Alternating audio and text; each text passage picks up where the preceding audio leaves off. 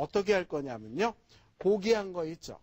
고기를 반만 이렇게 얹어주세요. 반. 볶은 거를 반만 이렇게 나누어서 여기다 고루고루 이렇게 얹어주시는 거예요. 고기, 네. 그 다음에 또 얹는 게 뭐냐면 배추김치 무친 거거든요. 배추김치 무친 거 또 반만 이렇게 얹어주세요. 왜냐하면 켜켜 담을 거거든요.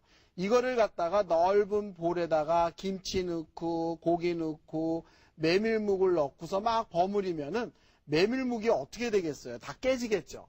그래서 그렇게 깨지는 거를 막아주기 위해서 제가 지금 메밀묵 한 켜, 그 다음에 고기 한 켜, 김치 한 켜 이렇게 지금 깔았는데요. 이런 식으로 해서 이렇게 켜켜 담게 되면요. 고급스러워지기도 하지만은 먹는 사람이 묵이 깨지지 않아서 아주 잘 먹을 수가 있어요. 그래서 이렇게 또 하고요. 이 위에다가 얹어주는 게 뭐냐면 고기예요. 이렇게 고기, 네, 반을 나눠서 남겨놓은 걸 갖다가 이렇게 얹어준다는 얘기죠. 그래서 이것도요, 이렇게 소복하게 올리는 것보다는 이런 식으로 이렇게 덮어주세요. 메밀묵을. 그래야 나중에 묵 먹을 때 고기랑 김치랑 다 고루고루 집을 수가 있잖아요.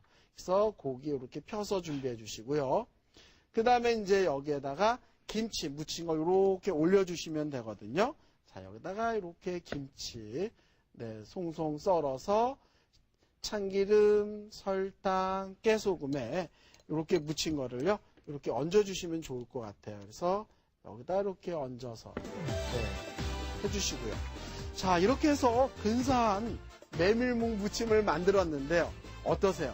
옛날 향수에 한번 젖어서 메밀묵 드시는 것도 상당히 좋겠죠. 하지만 맛은요, 2배로 좋습니다.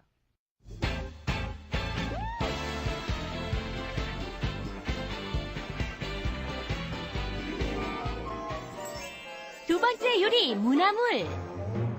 무 600g, 쇠고기 100g, 식용유 1큰술, 양념에 들어갈 생강즙 1작은술, 소금 1큰술, 다진 마늘 1큰술, 설탕 2분의 1큰술, 다진 파 2큰술, 참기름 1큰술 준비해 주시면 됩니다. 자, 지금 제가 나물 중에서도 무나물을 만들 건데요. 요새 무나물 만들어 먹으면 정말 맛있거든요. 그런데 무나물을 잘 만들어야만 물컹거리지 않으면서도 살캉살캉한 무나물이 완성이 되는데요. 먼저 물을 잘 썰어야 될 것 같아요. 물을 어떻게 써느냐에 따라서 무나물이 막 이렇게 동강이 나서 젓가락질도 못하고 수저로 먹어야 되는 경우가 있고요. 물을 또 어떻게 잘 썰게 되면 젓가락으로 이렇게 착착 휘감기는 맛이 좋거든요. 그래서 무 써는 요령부터 가르쳐 드릴 텐데요. 자, 여기에 보시게 되면 무가 너무 뚱뚱하죠. 너무 커요. 그렇죠? 무가 너무 뚱뚱하기 때문에 이거를 갖다 반으로 일단 이렇게 잘라주세요. 반으로 이렇게 잘라주시고요. 그 다음에 무를 썰을 때 이렇게 썰면은 안 돼요. 이런 식으로 썰게 되면은 왜 안 되느냐면요. 무결이 이렇게 나와 있거든요. 무결이 이렇게 나와 있는 걸 이렇게 썰게 되면 무를 잘라주는 거예요. 결을 반대로. 네, 그래서 이렇게 썰면 안 된다는 얘기예요. 이거는 나무를 해놓고 나면은 무가 다 동강이가 나요. 이렇게 똑똑 끊어져요. 무슨 얘기인지 알죠? 이거면요. 그래서 무는 이렇게 썰으면 안 되고요. 어떻게 써느냐면 제가 다시 보여드리겠습니다. 무는요, 여기에 보시게 되면 결이 이렇게 나와 있죠. 결을 살려서 썰어 주셔야 된다는 얘기예요. 그래야 무가 익었을 때 동강이가 안 나고 형체가 또렷또렷하게 살아있다는 얘기입니다. 그래서 무는 이런 식으로, 네, 썰어야 되는데요. 무나물을 할 때는 무가 많이 들어가는 것 같아도 나중에 익고 나면은 숨이 착 깔아져 가지고 얼마 안 되거든요. 그래서 여기에 보면 분량의 무를 이렇게 썰어서 준비를 해놨습니다. 굉장히 많은 양 같죠? 굉장히 양이 소복하게 쌓여 있는데요. 요게 완성이 되고 나면은 2~3접시밖에 안 돼요. 자, 그래서 이제 무나물에 들어가는 무는 이렇게 썰어서 준비를 해주시고요. 그 다음에 여기에 고기를 잠깐 봐주시겠어요? 저는 고기를 갖다가 여기에 보면은 이렇게 키친타올을 깔아서 핏물을 제거를 했는데요. 예전에는 어떻게 했느냐면요. 이 키친타올 생각을 미처 못했을 때는요. 고기를 채 썰은 다음에 물에다 빨았어요. 고기를.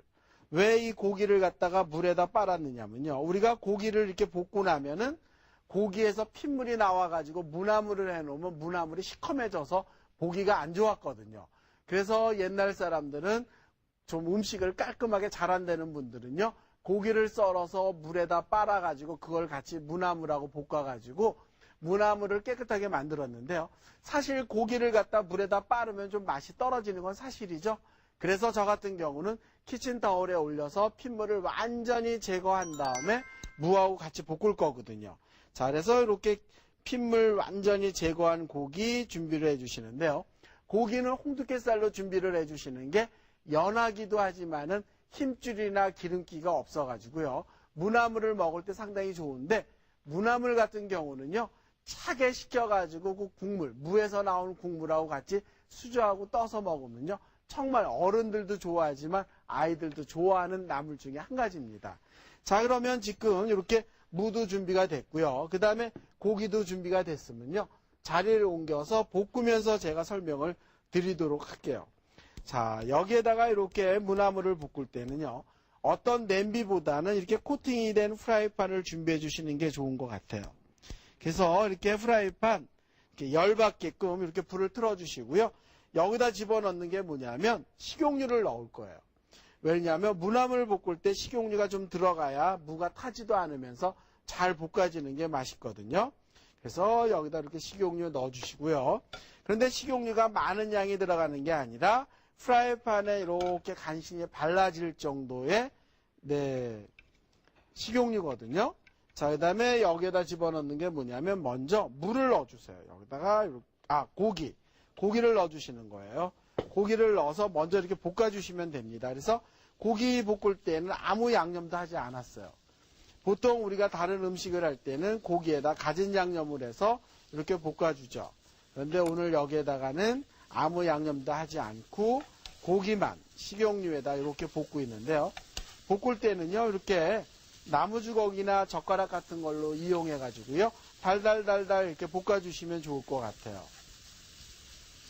자, 그래서 제가 지금 여기다 이렇게 고기를 볶고 있죠.